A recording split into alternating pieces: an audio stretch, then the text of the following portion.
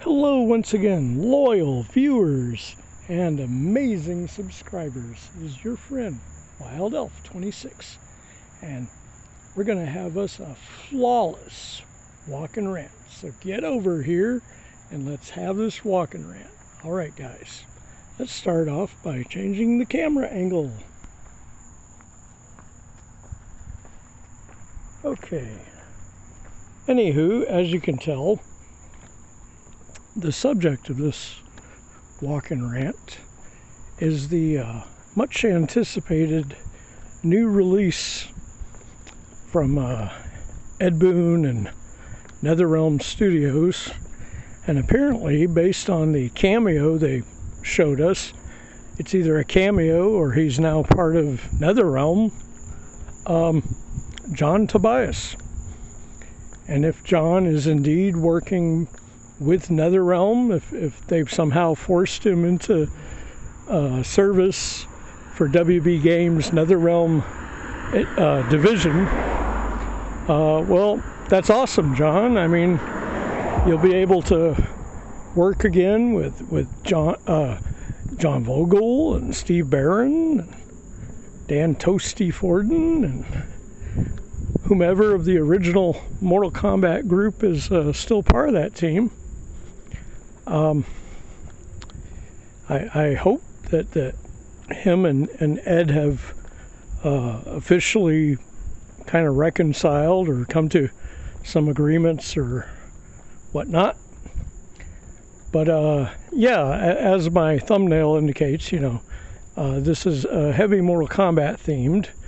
I, of course, am a huge fan of the original Mortal Kombat 2, which I think really perfected the series, although it was a tough choice because Mortal Kombat Trilogy, which kind of threw in together so many good elements from many of the combat games into one giant game. So yeah, my favorite game is Mortal Kombat 2. Trilogy is a very close second. It almost took the spot, but 2 edges it out just a little bit. Why does 2 edge it out? Well, the fatalities are just a little more edgier looking. In some cases, they're just a little more graphic in their depictions. But it's at, like with the home versions of Mortal Kombat 2, and subsequent sequels. You, of course, so much from what's been included in past MK collections and treasures and whatever they choose to name the packaging. And in a lot of instances, much of us that are part from the PS2, and of course a lot of you know that my PS2 basically got barbecued by recent lightning strike, along with some other electronics and some non-electronics. If any of my YouTube viewers out there don't know that by now, well, please go back at my video catalog and look at some of my short videos and regular videos, and it does explain quite clearly. All right, but moving forward, yeah, Mortal Kombat Legacy is the latest, most anticipated collection of Mortal Kombat games. And collection, and anything spelled with a C is probably replaced with a K, for coolness. But when it comes to the anticipated Mortal Kombat Legacy collection, it's supposed to include a bunch of the home ports of different popular Mortal Kombats. And people are debating, not only will it also have a bunch of the arcade ports, including probably the first time an arcade graphic perfect version of Mortal Kombat 4 will be included in the collection. And there's a lot of people quite happy for that, because through the run of game systems, we have not got a home port version that imitates the Zeus graphic engine board from the original Midway Mortal Kombat 4 board. And some were waiting out, some were expecting Arcade 1-Up to have basically take care of this particular need with an Arcade 1-Up version of MK4, which may still happen at some point. But there's some naysayers out there that are saying that this Legacy Collection put the kibosh on Arcade 1-Up getting MK4. And I don't truly believe that myself. I believe, if anything, it delayed Arcade 1-Up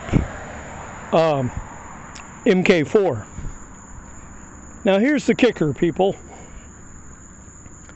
We all knew that the home version of MK4, during the time period when it was, well, I don't want to use the word relevant, but when it was current, when it was, the hot item,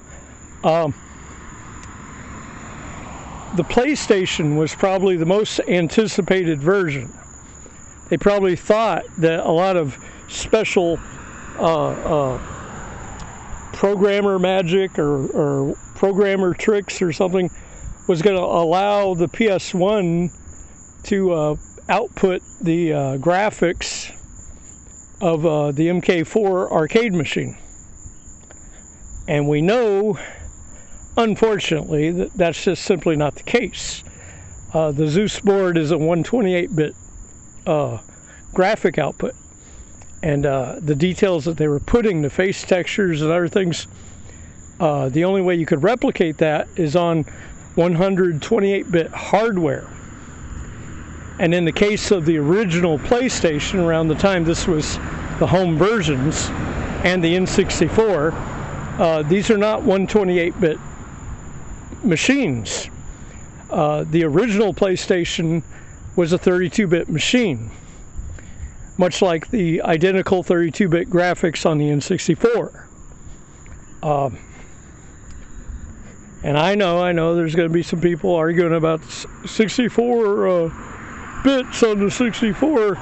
Well, despite its graphic speed capabilities, the actual graphics themselves, the wireframe polygons that it puts out, were no more advanced than what you could find on any PlayStation, regular PlayStation. Pretty much they look like the Saturn II, but the Saturn had a very rough polygon output, and it seemed to have a lacking in color and transparency color, which is kind of surprising when you understand how much CPU your average Saturn had, that they would shortchange it on the polygon graphic resolution, and that they would shortchange it on the transparency levels. It should have been capable of insane amounts of roto-scaling with different transparent layers. But seeing how Sega was kind of super secretive with a lot of the info, even amongst the game developers that were on board with the Saturn, most game developers, I think they only programmed using one of the CPUs, and there's supposed to be like 4 CPUs in a Saturn. Games like House of the Dead and Virtua Cop 2 really utilize all 4 of these processors, and not to forget the Panzer Dragoon saga. Alrighty, we'll take a moment, get back to what we were talking about. The PlayStation simply could not replicate the 128-bit Zeus polygon graphic overlays. It just couldn't do it, And we'll be clear, when it comes to the 3D fighting game realm, around the time Mortal Kombat made the jump from their two-dimensional fighters, the Ultimate and MK Trilogy and all that, they had a choice. There was like this time period in Midway, they had this choice. Now, they knew a Virtua Fighter out there. And they also knew around this time of the first Tekken. And to me, Tekken had a much more real-world look in the arcade than Virtua Fighter did. Virtua Fighter, even Virtua Fighter 2 looked somewhat primitive. And there was a deliberateness of it. It seemed like the devs weren't even trying to make it look real. Instead, they were going more cartoony with it. If you look at any of the standing animations of Lau, Old Man Lau, or whatever you want to call him, in Virtua Fighter and Virtua Fighter 2, his facial animations are more like anime. So they were going in a mostly anime direction. Now, some will say, yes, Tekken has a bit of anime flair too. But despite that, they were actually trying to go for realism. I know, right? Yeah, they were trying to go for realism. And they were trying to kind of stay away from the blatant cartooniness that their development teams had seen in the Sega Virtua Fighter and Virtua Fighter 2. And even the life bar, it's green and then it goes red where there's damage. What fighting game franchise has green life bars with red for damage around that time? Mortal Kombat. Or they did, until they went to MK3 and then they turned it to blue life bars for whatever unknown reason. But the green was good, I'm not certain why they had to swap to blue. And when you see Tekken's life bars and you realize, hey, it's another green to red one, So anyway, I'm saying that there was a precedent being set between Virtua Fighter and Tekken, where Tekken looked like it might be going toward a more realistic look, where Virtua Fighter was embracing more of an anime thing. Well, for Mortal Kombat, when it came to the crossroads of bringing the franchise to 3D polygons, Midway kind of had an experiment. They weren't certain how parents and the general audiences would react, so there was different divisions of Midway, and they kind of let another division do something that was actually going to look realistic. It was going to be a 3D fighter, and it would look realistic. It would have the same button layout as a Mortal Kombat game, and some of the talent, some of the 3D and visual actors to wear costumes were actually a few of them from Mortal Kombat. Yeah, isn't that wild? Carrie Hoskins, who is famous for Sonya Blade, in War Gods, she's the ice goddess Vala, the Viking ice goddess. And I believe Brian Glenn is the character known as Warhead in War Gods. He, of course, is famous for being Shao Kahn in Mortal Kombat 2, 3, and Trilogy. So they got them. I think they even got Tony Marquez to do some 3D martial arts for a couple of the characters. But I don't know if they got Tony Marquez to do some kind of makeup, costume, imaging. But some of the characters that move kind of like Tony in the game, it's kind of a cross between Owlkin and that voodoo doctor called Voodoo. He's kind of War God's version of Scorpion. He's got basically a scorpion spear, which is a snake that reaches out and gets them over here. And he's got a teleport, and depending on how you do it, you could do a teleport and then end it with a punch as you appear. and sometimes that punch can begin the combo. But yeah, so War Gods went in a realistic looking direction. It was a combination of polygon wireframes, and then later very carefully taken 3D strip images of a actor in costume and makeup was carefully attached to the wireframe images, and the wireframes were made as accurate as they could to the body type, to the upper torso cage of each fighter, and how those fighters walk. And so it was really, they were really going out of their way with that one. And unfortunately, a lot of the arcade owners at the time didn't really have a lot of faith in this midway fighting game that they've never heard of, a brand new franchise called War Gods. So they were reluctant to buy it. And it wasn't about, it's so realistic and the gore will scare away our younger customers or something. No, it was not that at all. It was, they knew if it was a Mortal Kombat title by name, that they would just have tons of people come in just to see what it was about, and they'd be making money hand over fist on it. But they didn't know anything about this War Gods thing.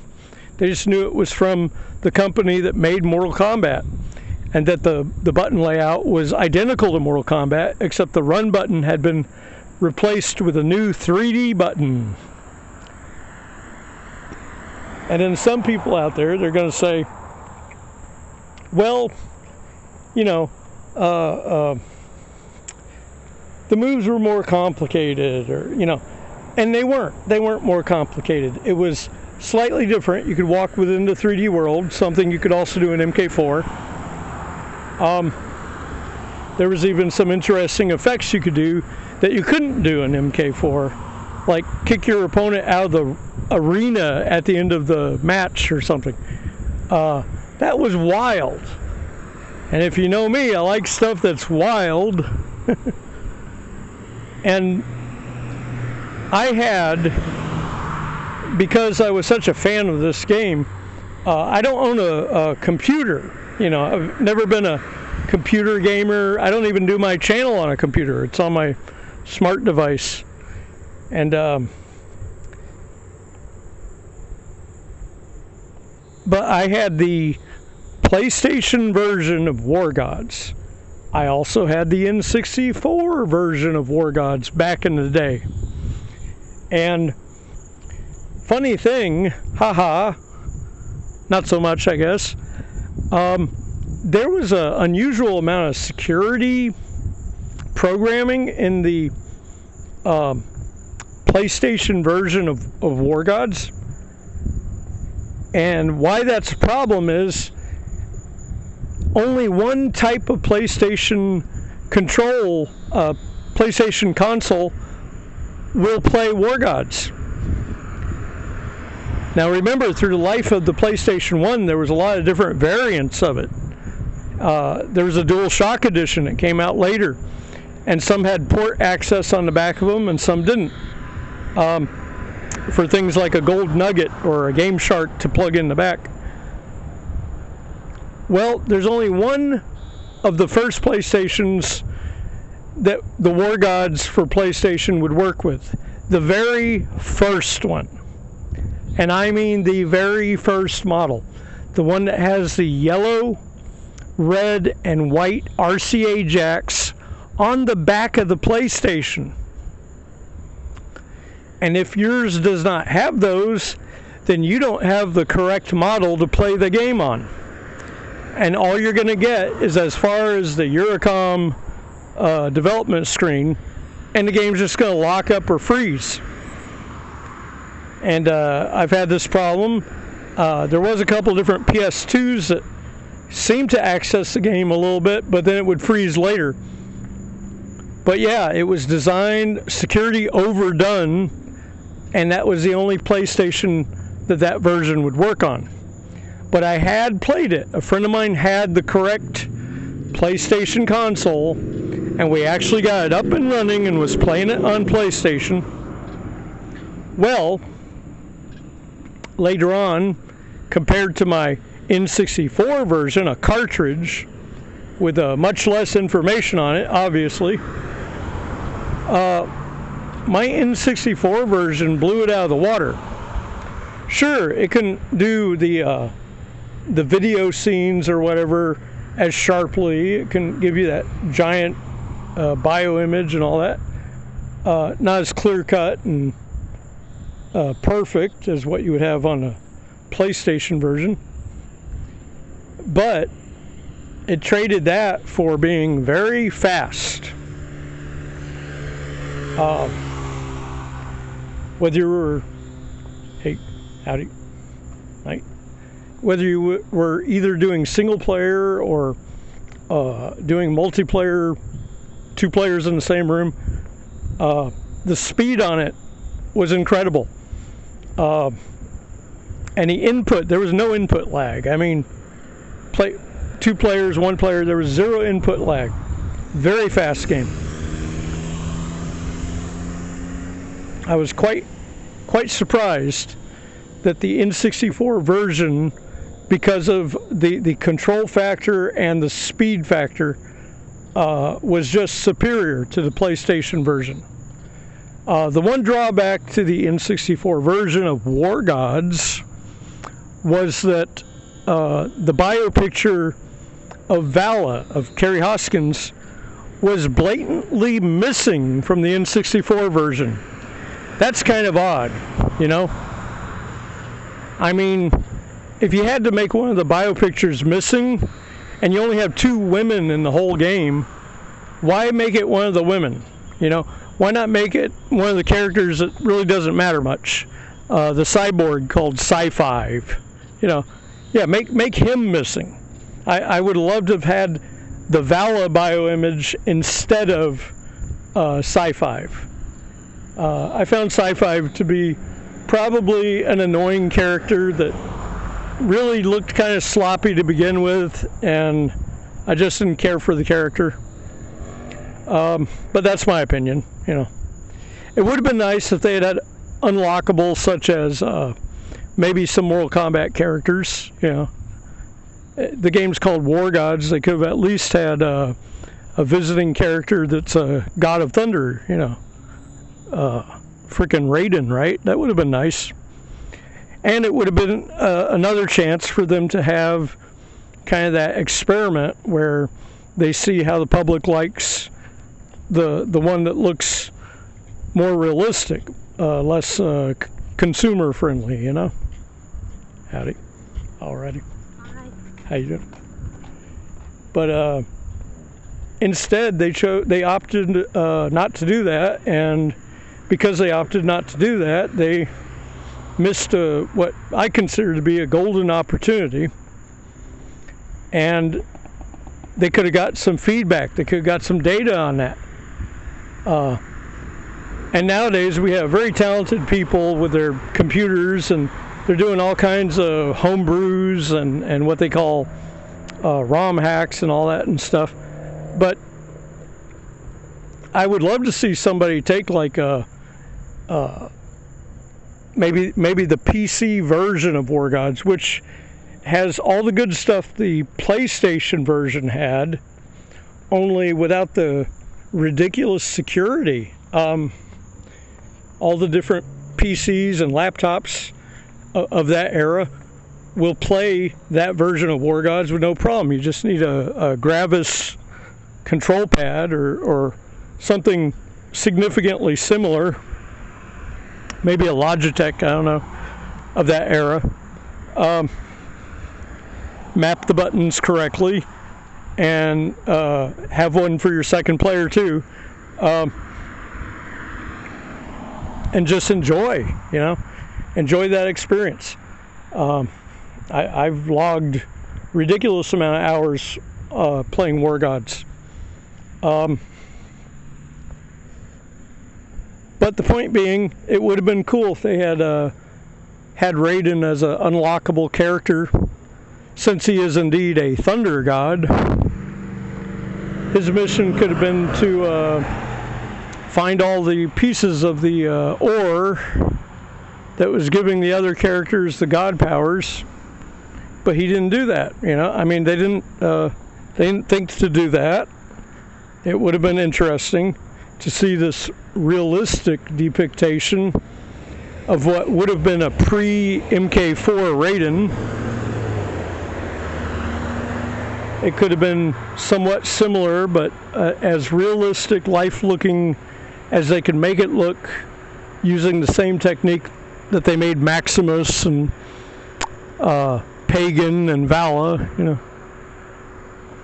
And I gotta tell you, that's one of the good draws of that particular title, War Gods, is the lady fighter known as Pagan. For a long time, I thought it was Leah Montalongo, but it was actually a different lady. Very attractive lady, actually. And her polygon counterpart in the game looks phenomenal. And when you play the game, you'll see certain things in the cutscenes and a couple of interesting special moves she has. One of them very questionable, where the opponent ends up saying, because his mouth is slightly covered up by something. But I'm going to leave it at that. All right, guys. But yeah, War Gods, it's definitely worth checking out. If you want the best home port, go find the N64 version or the PC CD-ROM version. Unless you have the very first model of PlayStation that ever was, there's no reason for any reason to get the PS PlayStation version of War Gods. And there's a couple other games that had some questionable security coding, but we're not going into that. We're talking about this MK collection. So what we were saying, that before I took the train in that direction, was that War Gods, by a different division of Midway, was Midway's attempt at seeing how people would react to a realistic 3D Mortal Kombat, in essence. And that's the truth of it. That's the skinny of it. And I guess because the arcade owners were not ordering the machine hand over fist the way they do the actual Mortal Kombat games, with the name Mortal Kombat, somehow Midway was misinterpreting this as being that they were objectioned, that they didn't like the level of realness and real blood and gore. And when they did make MK4, it just,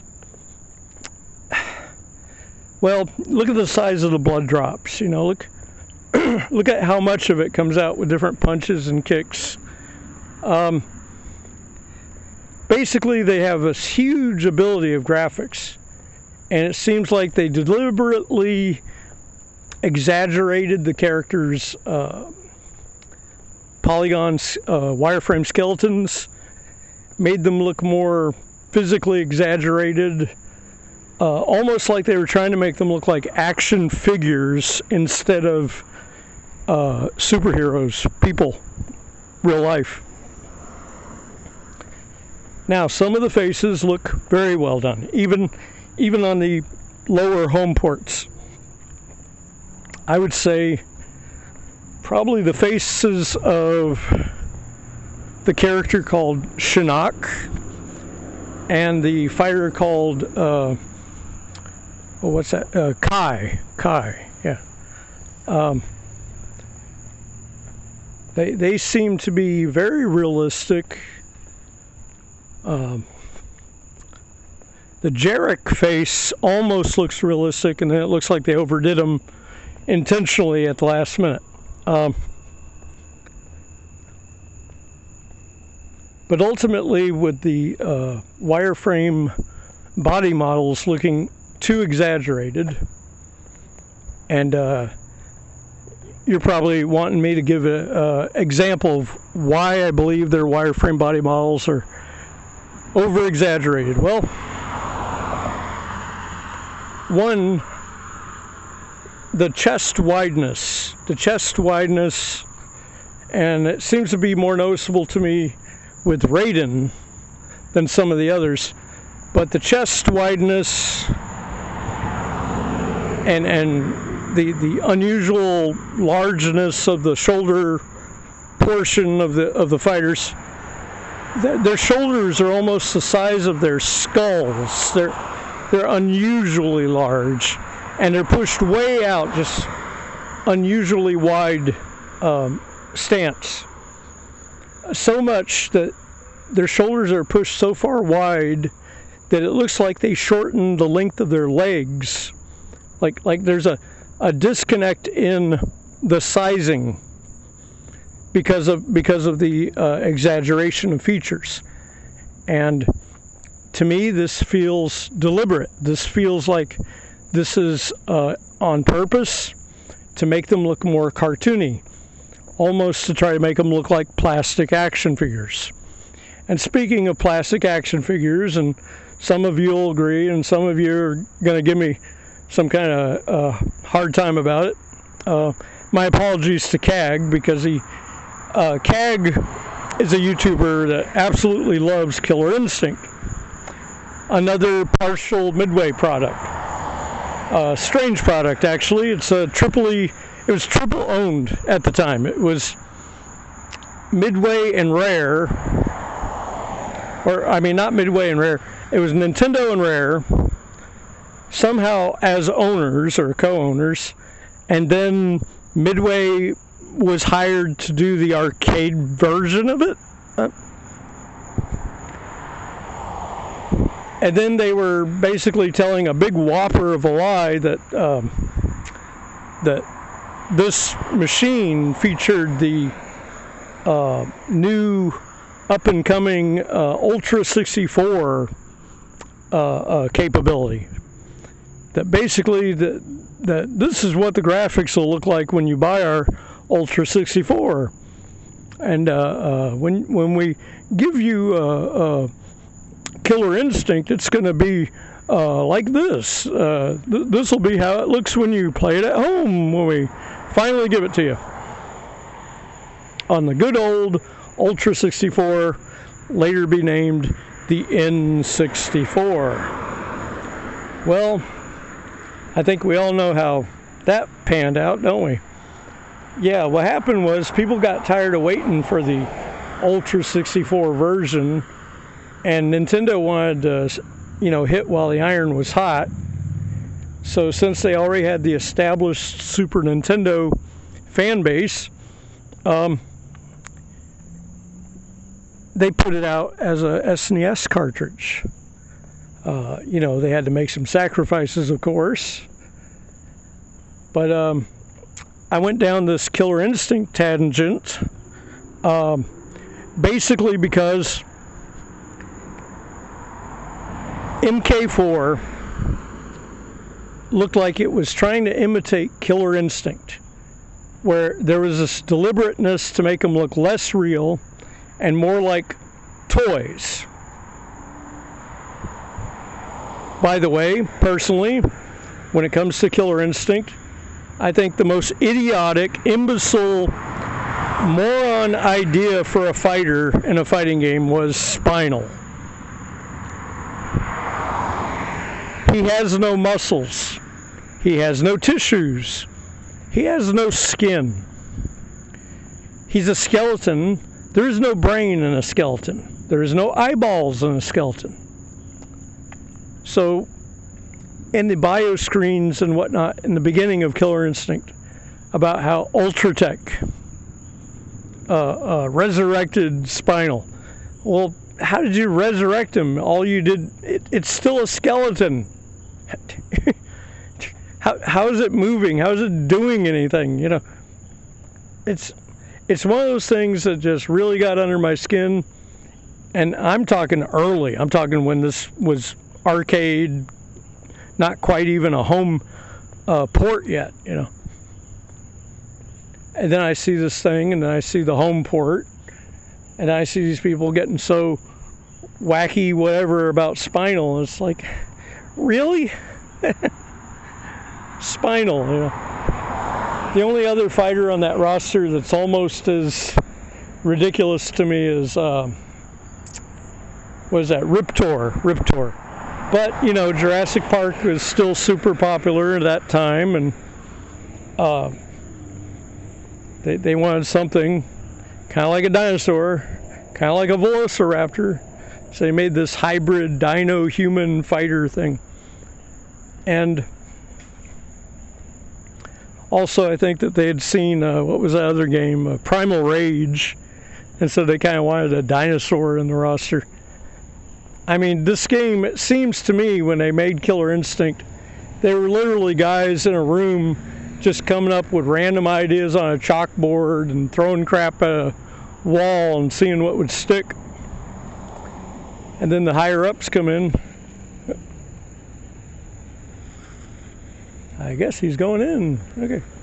Yeah, the higher-ups come in, and they're looking at what they've written on the chalkboard at the end of the session or whatever, and oh, okay, that's all gold. Let's go with those ideas. Yeah. So, yeah, I mean, this is a walking rant, so I'm gonna have little tangents throughout the walking rant. And now, don't get me wrong, folks. I have Killer Instinct for Game Boy, and I will argue I actually enjoy Killer Instinct for Game Boy more than the SNES version. Yeah, they simplified the controls, which makes the fatalities, the humiliations, and the ultra combos significantly easier to accomplish. And when you use it through the Super Game Boy adapter, there's 2 players at once, just like it was a SNES cartridge.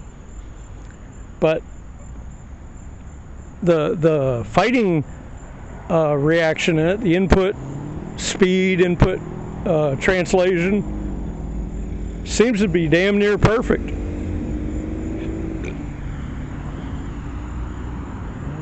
And I apologize for that. I don't really go very potty mouth in my videos. That's something I almost pride myself on. Not that I endorse being prideful about anything, but yeah. And now it's going to turn green. Okay. So anyway, I'm standing here at the light. And I was talking about how there's 2 players at once on the Game Boy version of Killer Instinct when you use the Super Game Boy adapter. And the fighting game engine is surprisingly fast, reactive, and it's definitely an input reader.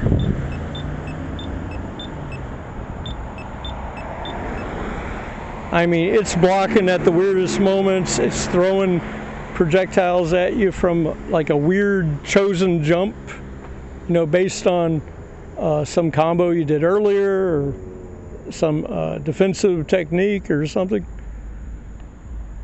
And it's downright, you know, of course it's unfair, but I mean, it's downright blatant about it. And we're not even talking about like going to the last part of the ladder where you're hitting like idle or something. No. I mean, sometimes either Spinal or Chief Thunder, like you aren't getting past him. The game will outright block you. You'll be sitting there for 12 rounds trying to deal with Chief Thunder on normal or hard difficulty. And and that's the thing. You have to put the difficulty on. I think it has to be on hard mode to see the endings. So that's kind of a pill. But, you know, oh well, right?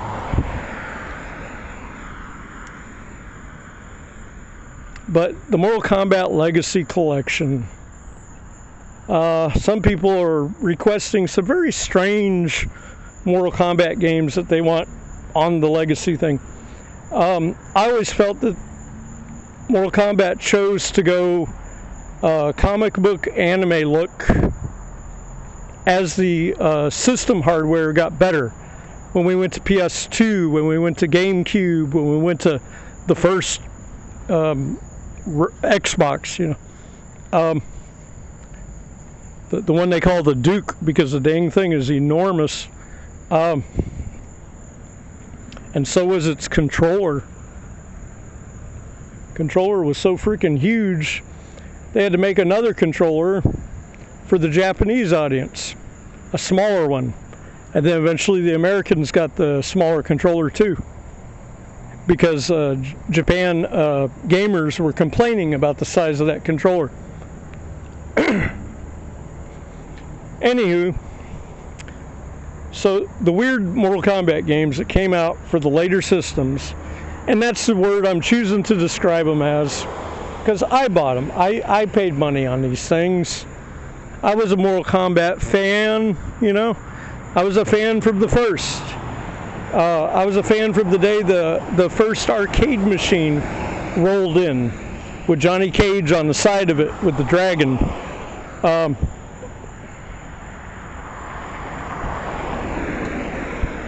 I remember the huge lines of people that were playing the crap out of that game, trying to figure out the kill codes. That's what some of them were calling it, the kill codes. But the fatalities,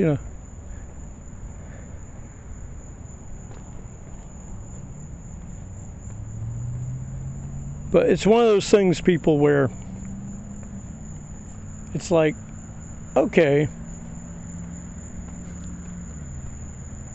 so I spent money. What was it? First, it was a rental. There was a rental done. What was that? Mortal Kombat. They were touting it as Mortal Kombat 5. They had a symbol on it that looked like some weird bladed weapon, but it also looked like a Roman numeral for 5. And the sub-name was Deadly Alliance, because Quan Chi and Shang Tsung had joined forces to get their revenge on the Earth warriors that kept defeating their efforts. And so they changed Quan Chi. They made him, I don't know, they made him extra powerful. They made him unusually skinny. They tried to make him skinny, like Quan Chi went strict vegan or some crap, And you compare that to, I don't know, MK Mythology's Quan Chi, which is also MK4 Quan Chi, played by Richard DeVizio. And oh, by the way, if you truly love MK4, the arcade version, you'd probably be happy to know that your good pal that used to play Kano in the first 3 Mortal Kombat games, and Baraka, that he did what was, the first motion cap for the MK4 arcade machine. Yeah, he did a bunch of motion cap for that, and I think they even had him do some motion cap for Deadly Alliance, but I'm not 100% sure of that. I know in the case of the Deadly Alliance and that whole strange series of combat on those consoles, Carlos Pacino was very heavily involved in the motion capture for a great deal of the fighters involved.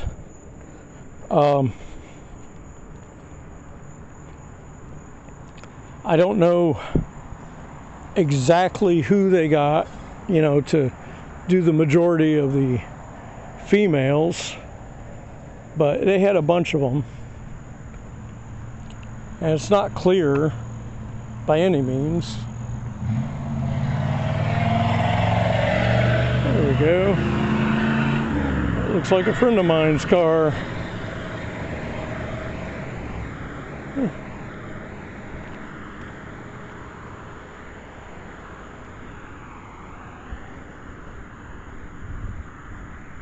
It's probably his wife's But anyway, pardon me, I'm interacting with the real world as I'm trying to interact with the YouTube world. So,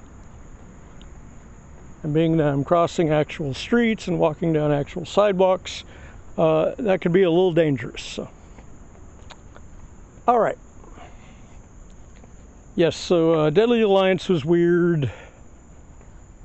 Deception came after. Armageddon kind of rounded out that unusual trilogy of games. And there was a PSP version of it that was called PSP Mortal Kombat Unchained. It was basically Mortal Kombat Deception, but in a portable form. And I'm pretty surprised about how much of that game they actually got on that PSP disc. Not super surprised, because the GameCube version of Mortal Kombat Deception is a small disc, just a tiny bit larger than a PSP disc. So I guess if they can get it on a GameCube disc, they could get majority of it on a PSP disc. Okay, now, pardon my finger. Sorry about that. Oh no, I gave him the finger. But yeah. So I rented MK Deadly Alliance. Some of the backgrounds were impressive, but a lot of the character art was not. And again, it looked like they were designing the body types, the wireframe, the polygon wireframes for these characters to be exaggerated. They had massive hands. That's something I noticed. And that weird trilogy for GameCube and PS2 consoles of Mortal Kombat, supposed Mortal Kombats. That's the word I'm going to use on them, because that's how I feel about them. They're supposed Mortal Kombats. I know Midway put their heart and soul into it and hired a huge team of people to make it. But you know what? It comes down to the look and the spirit of the game. Like, what was the gore necessary? Yes. Was there intention to make it look real? No. There seems to be some deliberate intention on not making it look real. This is supposed to be Mortal Kombat. And somehow, I don't know what was going on, if it was censorship that was just scaring them or what, but they seem to actually BS themselves. Ed Boon seemed to really BS himself at that point, and the rest of the team must have had to go along with it. That suddenly it was more about being like a comic book than it was real life look. A game that was originally made to be Jean-Claude Van Damme, the movie, the game, which later became Mortal Kombat, because they weren't going to be allowed to use Jean-Claude Van Damme. So JC, Jean-Claude, was turned into Johnny Cage in the original trilogy. So these weird new trilogy for the PS2 and GameCube, whatever, they looked weird, and what was worse was the original games were Asia, Japan inspired as far as clothing and a lot of their happenings. Well, they went full on like the Thief of Baghdad, very, very Arabian-esque with Mortal Kombat Deadly Alliance, Mortal Kombat Deception, and Armageddon. There was these really weird alternate versions of the characters we know that were dressed in clothing that wasn't that wasn't ancient Asian Oriental culture looking. But no. Now it was supposed to look.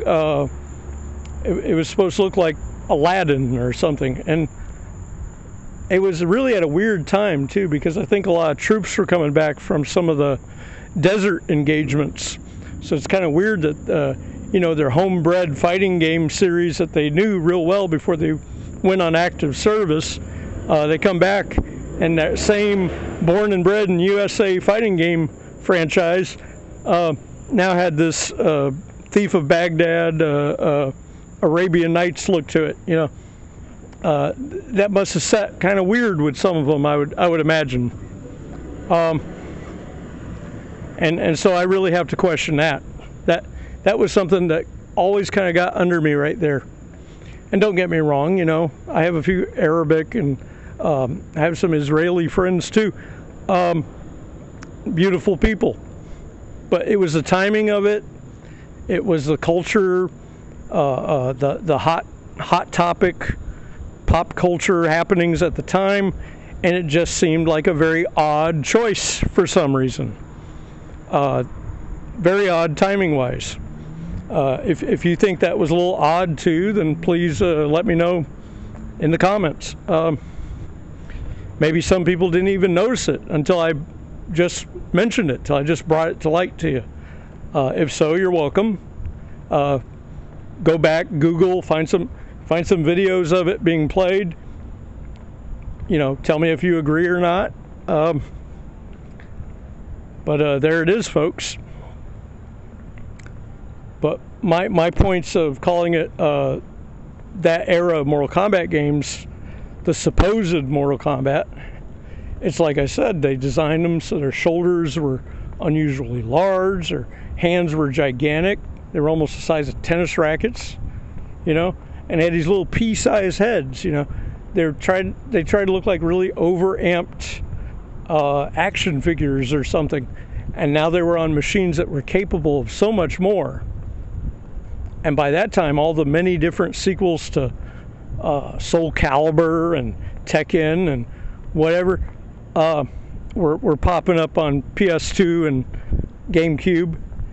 And you look at just the sheer amounts of details and correct body proportions of certain characters. And then you realize, you're playing those games, but you're thinking on Mortal Kombat and you're going, wow, how come these can look so proper here? Like they're making an attempt to make their characters look, I don't know, lifelike, real? And then you go play the Mortal Kombat and it's like these little plastic-coated, over proportioned, weird bodied characters. And that's another thing too. If you look at some of them in their standing animations and stuff, the way the light's hitting them and hitting their clothing, well, in the PS2 version and GameCube version of some of those games, you'll notice this reflective surface light hitting some of them, and they do look plastic. They look like the clothing they're wearing is coated in some kind of plastic or something. It doesn't look correct. And there are so many beautiful games out there too, like Romance of the Kingdoms and these other kind of games where they have an incredible realism in some of the imaging you see. But then you look at this fighting game franchise that made its bones, that got to this point by making the bloody gameplay and the most realistic looking fighters that had ever come down the path, because that was a draw for Mortal Kombat. Games used to look real. I haven't seen a realistic looking Mortal Kombat, really, in my opinion, truly, until Mortal Kombat X came along. That's right, Mortal Kombat X. X looked like an attempt to start making it look real again, like they were trying to make it look real. And then the whole series just seemed to fall apart when they made MK11. And the current Mortal Kombat, unfortunately, the one that's they're putting all their hopes and dreams on, the one called Mortal Kombat 1. It's horrible. It's abysmal. I hate to say that. I really had high hopes for it. I thought after the cringe fest of Mortal Kombat 11 and Aftermath, I thought, maybe they'll be taking inspiration from like the movie skins that they added to Mortal Kombat 11, where suddenly they were actually making the characters look real, making a real attempt, that maybe that inspired them or jogged their memory as to what made the franchise good in the first place. But no, instead of taking that chunk of goodness, Mortal Kombat movie skins and movie voices, Chris Lambert, who was that? Johnny Cage in the movie, Lyndon Ashby, and of course they were already using Cary Hiroyuki Tagawa as Shang Tsung in 11, which was something that was supposed to be part of their big draw for that game. That they would have one of the actual Shang Tsungs play Shang Tsung. And that they made his body type, his avatar in the game, basically, as realistic to the younger version of himself as they could possibly do it, with impressive credential there. But it was just one guy. It was just one character. And then later they had a bunch of download content and stuff, and they kept trying. They kept trying to get people involved, and sure enough, eventually they got something going. I don't know if they ever got anything that made sense about it, but the Sylvester Stallone one was real good. And the fact that Sylvester did his own voice, and they made this terrific reimagining, a 3D polygon version of Stallone. It just came together very well. His attitude, his end goal during most fights matches up with a Mortal Kombat mindset pretty well. And I think it really did John Rambo pretty good justice. I would like to say the same thing for the Schwarzenegger, for the Terminator one, but they got a voice actor to play Schwarzenegger's Terminator. He was approved by Schwarzenegger to do it, but it's just not the same, And they did a good character model to make a somewhat younger Terminator 2 era body character. But that was pretty much it. So yeah, MKX was the last realistic one, and unfortunately the one they call MK1 and MK11 is just a lot of BS, just unfeathered, unbridled, bumpy, twitchy BS. And I'm not trying to sugarcoat things here, people. I'm just telling you how I feel about it. But Mortal Kombat Legacy Collection. My final thoughts on it for this video, this walk and rant. Mortal Kombat Legacy. I'm only interested in it if it comes out in physical discs. That's right. I don't have a PS2 right now. I certainly don't have a PS4, but if it came out on PS4, I'd definitely be interested in getting at least the title, and then somewhere down the line, once I get a possible PS4, then and only then, I'd be able to enjoy that. Oh, okay. But that's, that's my later thoughts on that.